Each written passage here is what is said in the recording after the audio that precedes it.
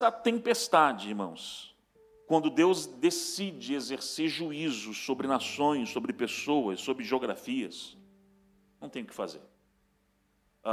Eu vou usar esse copo como exemplo para você entender. A Bíblia fala, figuradamente, de um cálice de iniquidade. Ok? Imagina, isso aqui é um cálice.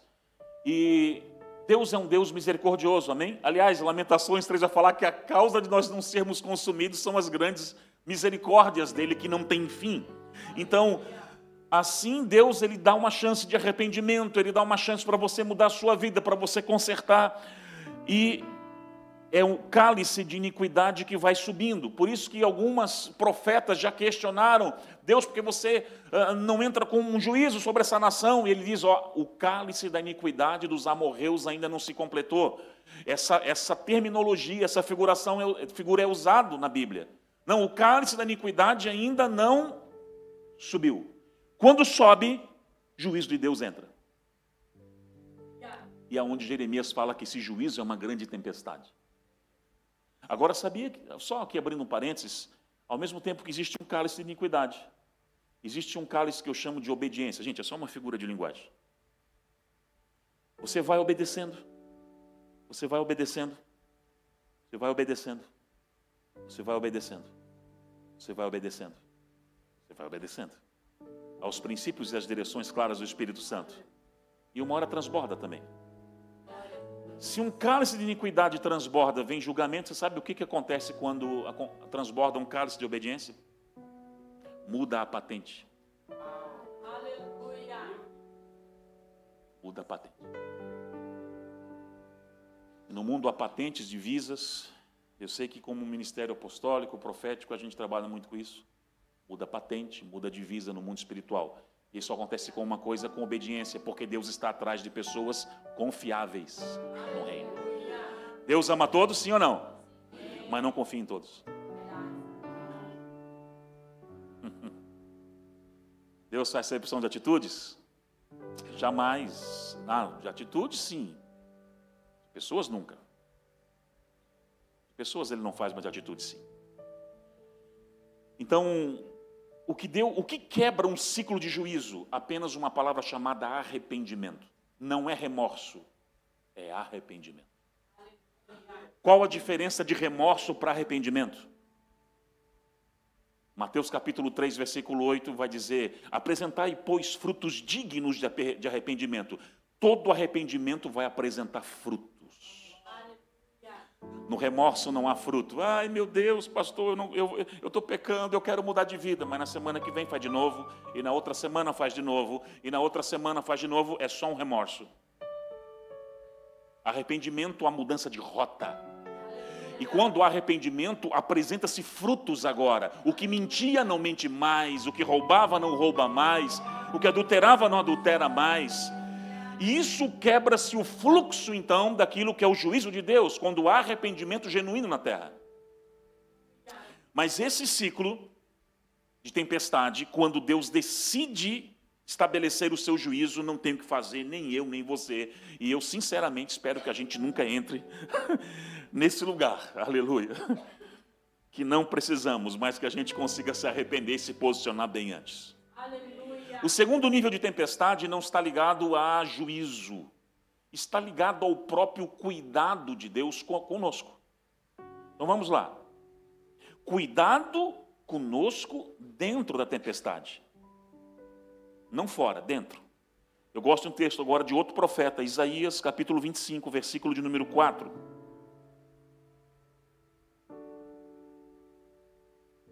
Porque esse tem sido o Senhor a fortaleza do pobre, a fortaleza do necessitado na sua angústia.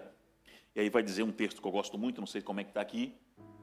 Refúgio contra a tempestade, sombra contra o calor, os assopros do violento é como uma tempestade contra o muro. Aqui Isaías fala que é o Deus que é refúgio em meio à tempestade. Tem tempestades que elas estão atreladas a um propósito maior na nossa vida, por permissão dele para nos treinar, nos levar a níveis maiores, mas ele mostra o cuidado dele em todo momento. Ele é o refúgio, não fora da tempestade. Eu gosto de uma passagem que é interessantíssima, Mateus capítulo de número 14, versículo de número 22. Abra lá comigo rapidamente. Mateus capítulo 14, versículo 22. Jesus fez o quê? O que ele fez? Então, guarda essa palavra. Ordenou para que entrasse no barco. Vamos ler, pode passar, por gentileza. E eles fossem para o outro lado, enquanto ele se despedia da multidão. Vou ler até o 24. Despedido da multidão, subiu ao monte a orar, à parte, chegada a tarde, ele estava ali só. E no 24, e o barco estava lá no meio, açoitado pelas ondas, um vento contrário. Só até ali. Ou seja, no meio de uma tempestade. Quem que ordenou para que eles entrassem no barco e fossem direto para o meio de uma tempestade? Você entende? Tem coisas que ele que faz, pode se bater à vontade. Ele está permitindo que você vá para esse núcleo de tempestade, mas ao mesmo tempo ele diz que ele é o refúgio no meio dessa tempestade. É nesses dias de turbulência que você tem geralmente as maiores experiências com Deus em relação à fé, cuidado, provisão, dependência, etc. e tal. Que você experimenta o cuidado de Deus, onde o seu nível de fé sobe mesmo, sobe o nível. É justamente em meios a dias como esse. Então, entenda alguns nãos, inclusive, de Deus sobre a sua vida. Alguns encaram as negativas de Deus como grandes tempestades. Calma, gente, às vezes é protetivo o não dele. Por exemplo, eu tenho 4 filhas, amém? Aleluia? 5 mulheres lá em casa, glória a Deus. Bem, né? Ore por mim. São 3 filhas biológicas e uma adotiva. A adotiva casou agora, inclusive, esse mês passado. E se eu tenho uma de 6, a caçulinha tem 6 anos. Imagina que a minha de 6, a Catarina, chegasse para mim hoje e falasse assim: pai, me dá uma moto grande, uma Harley. Eu ia olhar para ela, é claro que não. Você não sabe nem andar com um triciclo de plástico direito. Você vai andar com uma moto? Eu, como pai, não estou dando porque eu não a amo ou porque eu estou protegendo? Você entendeu agora?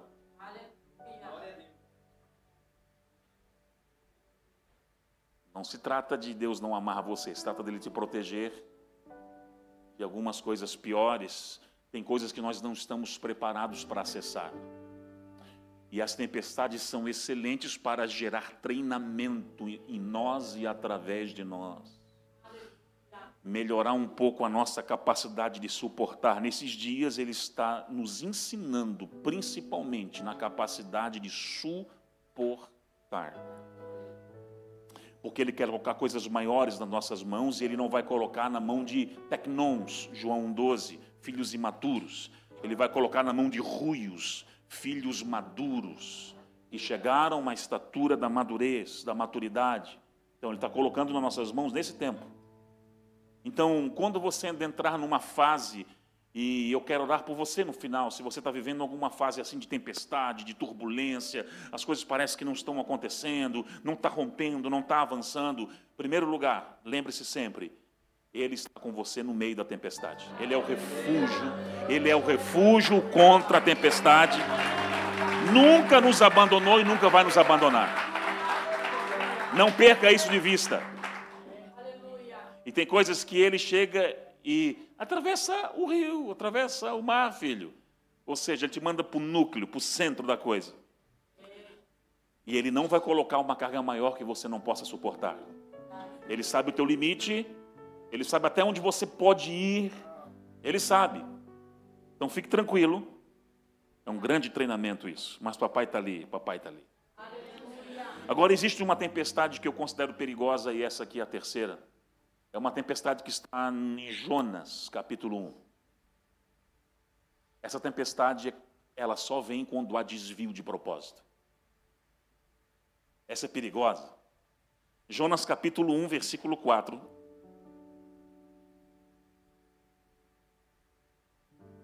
Nesses momentos aqui não tem nada a ver com punição. não tem nada a ver com treinamento. Aliás, perdão, é uma punição por desvio de rota. Não é treinamento, mas é Deus que está te levando realmente a um lugar de voltar para o centro do propósito. O Senhor fez soprar um forte vento sobre o mar. E caiu uma tempestade tão violenta que o barco estava prestes a se arrebentar. Pula para o versículo 15, para a gente ganhar um tempo aqui. Versículo 15. Em seguida, pegaram Jonas, lançaram ele no mar bravo, o mar se aquieta. Por quê? Essa tempestade, ela só está ali por causa de um desvio de propósito. O lugar mais seguro do mundo chama-se o centro da vontade de Deus. Nesse lugar, as tempestades que chegam é só que papai manda. Agora, a pedagogia de Deus ela é interessante. Em alguns momentos, ele vai tentar te trazer de volta para o caminho e vai permitir que algumas tempestades te alcancem. E há uma liberação para que Satanás atue dentro de um limite, de uma cerquinha que Deus coloca ele. E não é para te destruir, é para te trazer de volta para o propósito. Porque a pior coisa que existe é alguém nascer, viver, crescer, desenvolver, morrer e não saber para que veio. Sabe quais são os 2 dias mais importantes da tua vida? Cheio de pegadinho, pastor, hoje, né? O primeiro é o dia que você nasceu. E o segundo é o dia que você descobriu para que nasceu. É libertador. Libertador. Você descobre agora o teu propósito. E quando você descobre o propósito, você começa a caminhar isso. A palavra profética para Jonas é, querido, é Nínive. Ele tenta dar um migué, fugir. Fugir do propósito. E quando ele está indo em direção a Tarsis, você sabe tudo o que acontece aqui no barco, no navio. Então, entenda uma coisa. Nesses momentos, você pode até entender que confundir a tempestade do ponto 3 com a do 2, mas não é a mesma coisa. E quando nos falta discernimento, a gente acha que uma coisa é uma coisa, o que outra é outra, e não.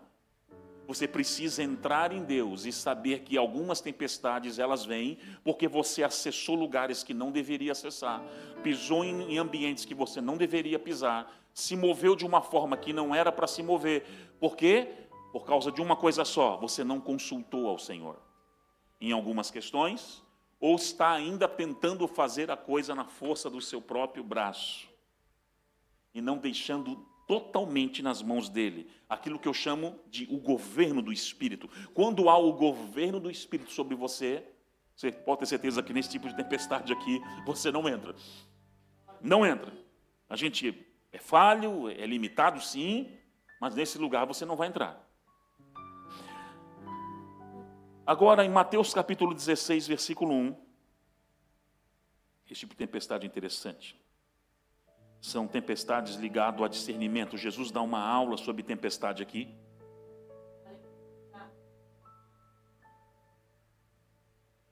Então chegaram a ele os fariseus e os saduceus para o experimentarem.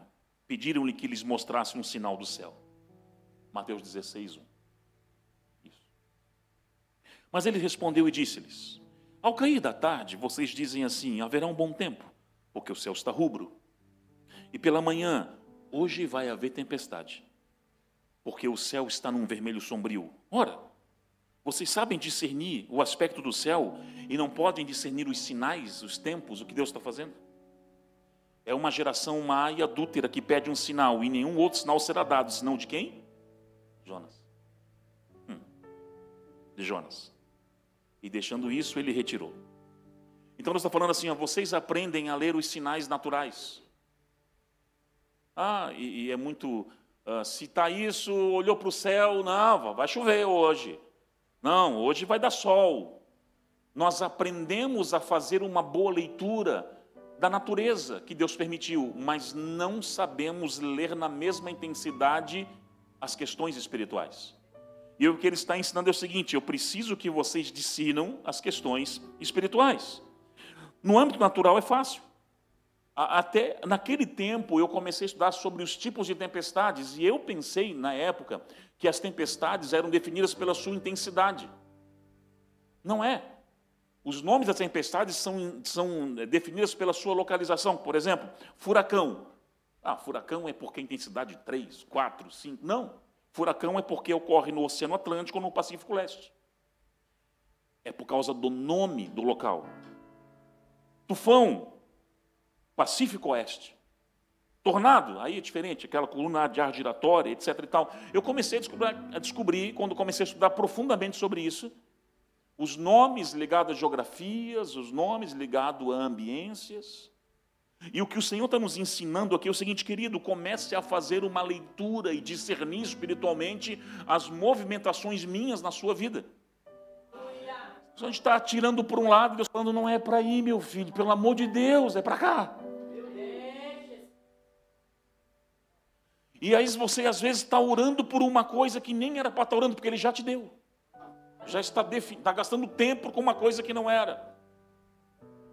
Esbarrando em algumas paredes que não era para estar esbarrando. Não, gente, há muita revelação em meio à tempestade. Muita.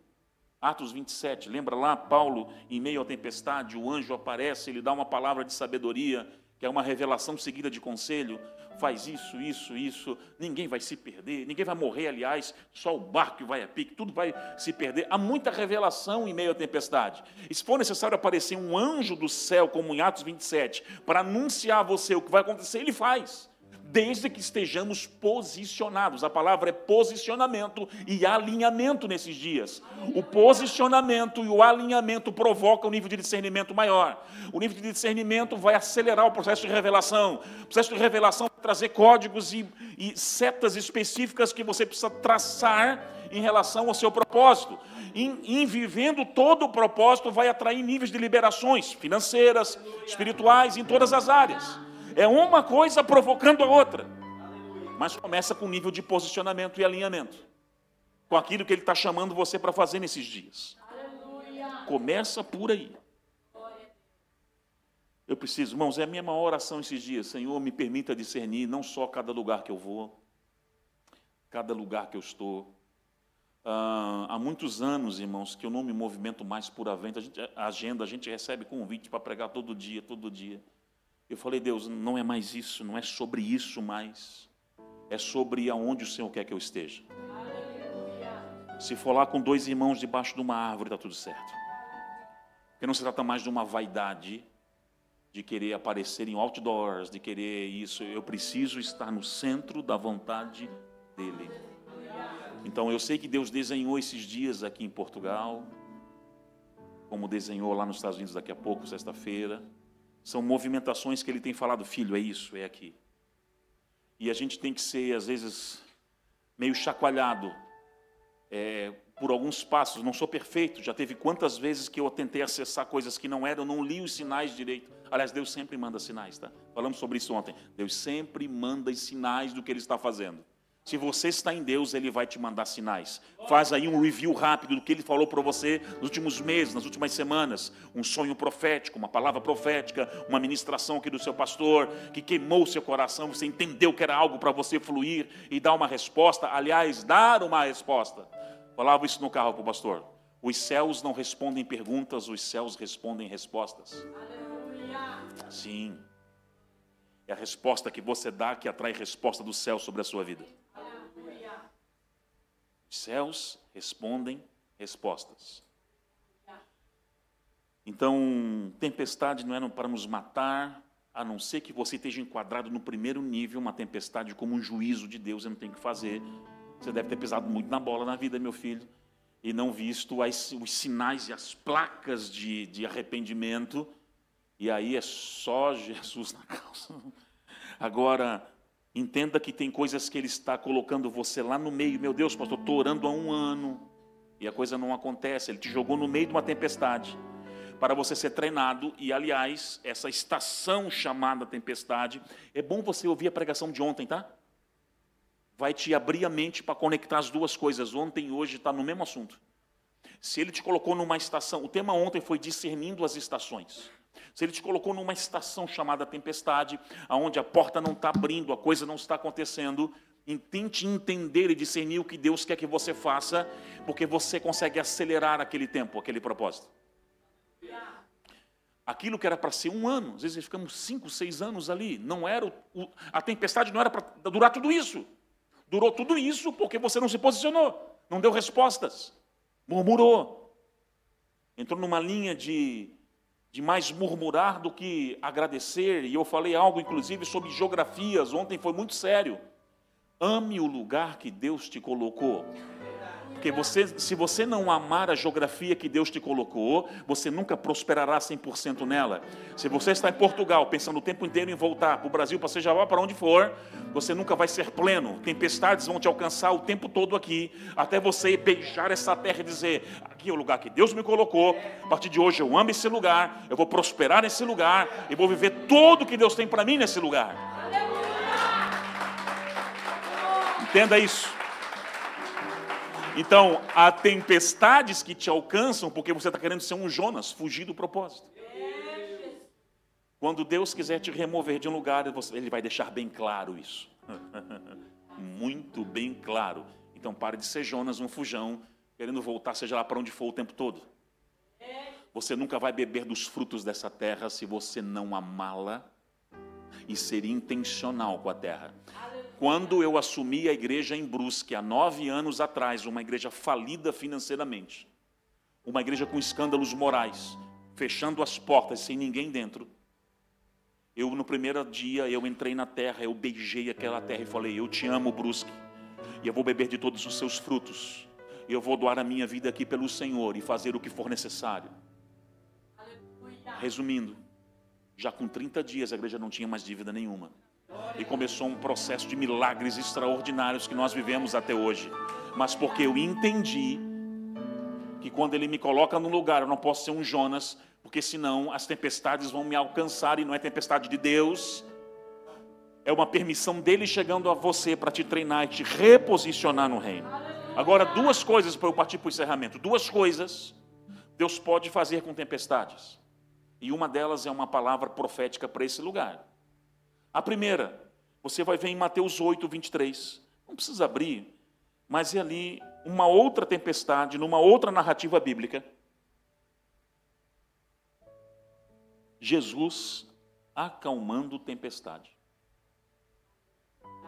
Eu preciso contar um testemunho nosso, agora eu lembrei. Teve um dia que nós estávamos numa estação de muitas lutas, eu e a minha esposa, privações. E a gente recebe um sonho profético, eu e ela. Foi muito de Deus.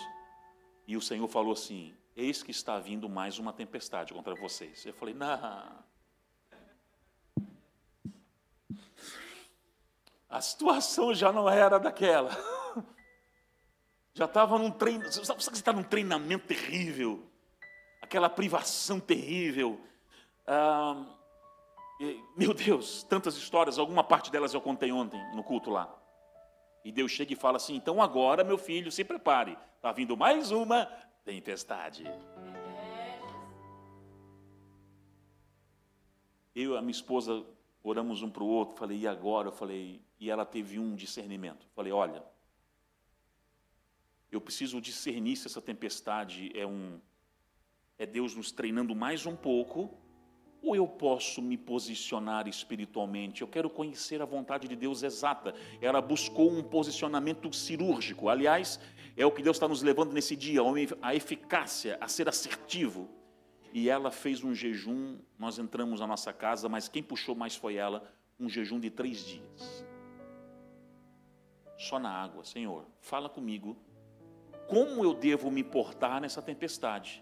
Mas se o Senhor tiver misericórdia, aparta de mim isso. Não foi dizendo, eu não quero, aquela criança mimada. Não, foi, eu entendo e vou viver o que for para viver. Se for para ser mais uma, viveremos mais uma. Mas eu vou entrar, se o Senhor tiver misericórdia de nós, desvia o furor desse núcleo da tempestade. No 3º dia, ela tem uma visão de noite, uma visão noturna. No 3º dia do jejum. Era uma tempestade vindo, resumindo assim, sobre nós. Uma mão do céu vinha, pegava aquela tempestade e jogava para o lado e desviava. E apenas uns pequenos respingos caíam sobre nós. O posicionamento dela desviou o furor do núcleo da tempestade. O Senhor ouviu o clamor dela antes que a tempestade chegasse. Então, se você estiver ligado espiritualmente e antenado, Deus faz isso. Deus faz isso. A gente poderia entrar... Você vê que é uma linha muito tênue? A gente poderia ter entrado numa situação de, não, amém, Senhor, é mais uma, vamos receber ela e nos ajude. O Senhor é refúgio contra a fortaleza, mas o jejum dela de 3 dias, num posicionamento com reverência, temor e tremor diante de Deus Pai, passaremos por mais umas e sabemos que o Senhor é o refúgio em meio à tempestade. Mas, se o Senhor tiver misericórdia de nós, eu vou entrar na posição. E foi o que Deus fez, aquela mão desceu do céu e tirou. Nós até hoje não sabemos o que seria essa tempestade. Poderia ser um acidente, poderia ser uma enfermidade. Eu só sei que Deus desviou. Então, o teu posicionamento espiritual nesses dias é fundamental. Você pode abreviar algumas coisas. E agora, a palavra profética, eu quero ler com vocês. Eu não sei se vocês têm aí a King James. Tem? Tem uma mão lá, acho que fez assim, ok, lá, tá bom. Esse texto fica legal na King James. Eu entendo que é um texto profético para essa casa. E eu vou terminar com ele, para a gente poder orar. O profeta Naum. O que Deus faz com tempestades é isso. Capítulo 1 de Naum. Versículo de número 3. Então... Yahvé demora demais para se irar, ele é paciente e longânimo. Mas o seu poder é incalculável. Ele não deixará impune o culpado. Agora, o seu caminho está no vendaval e na tempestade. E as nuvens são poeiras dos seus pés. O único que consegue construir um caminho no meio da tempestade é Deus. Único. Eu e você não temos isso. Poder para isso. O seu caminho, o caminho dele é no meio de uma tempestade. E a palavra profética que eu recebi aqui, eu sei que tem pessoas que, quem sabe, estão sendo chacoalhadas nesses dias. Você já aprendeu um pouco sobre discernimento, e eu sei que você vai orar de maneira mais cirúrgica e pontual a partir de hoje. Mas tem coisas que você está no meio desse fluxo de emoções, fluxo de situação, assim, ei, eu tenho um caminho no meio dessa tempestade. Esse caminho que Deus provoca não é pelo intelecto humano, não tem como você discernir um caminho de Deus na tempestade por intelecto. Não tem como. Não tem como, eu posso ser PhD em teologia, sei lá o que, doutorado e qualquer outra coisa, eu não vou conseguir discernir, porque isso é espiritual. É Deus que abre assim e faz aqui, o que você não estava vendo, a saída que você não estava vendo, eu estou provocando, passe aqui agora. É um caminho que ele provoca no meio da tempestade. Ele está fazendo isso nesses dias. Por ele me autorizar a liberar esse texto de Naum aqui, é porque são dias de respostas. Deus está trazendo respostas em meio a essas tempestades aí, fica tranquilo. Respostas. Amém? Respostas antigas. Tem coisas que são antigas, né? Profecias que estão lá debaixo faz tempo. Mas tem um tempo que as respostas vêm oportunas em tempos apropriados. Tem coisas que nós oramos e perguntamos para Ele durante anos. Mas Ele só vai responder no tempo certo, no tempo oportuno. Sabe por quê? Porque se Ele revelar antes, a gente pode acabar colocando a perder tudo. Então Ele tem a hora certa de responder. São dias de respostas específicas. Ao seu coração. Respostas específicas. A Bíblia fala que aos amados, aos que temem ao Senhor, Ele revela os seus segredos. São dias dele revelar os seus segredos, os segredos dele ao seu coração, sobre você, sobre o seu chamado, sobre a sua casa, sobre aquilo que vocês carregam naquela nação. Ele está revelando, ele está abrindo caminhos, em meio a lugares que, aqui não tem como, mas ele tem caminho em meio à tempestade, ele tem caminho em meio a lugar difícil, ele tem caminhos. Então, Escute uma coisa, eu falei aqui que quando Deus quer abençoar alguém, Ele te apresenta alguém. Então são dias que Ele está apresentando os Boazes para você. Sabe o Boaz do livro de Ruth? São aqueles que te conectam ao destino profético. Porque para cada Ruth posicionada tem um Boaz à espera. Para cada Ruth posicionada tem um Boaz à espera. Você é uma Ruth posicionada. E os Boazes estão ali de olho. Eles olham para as Ruths no tempo certo.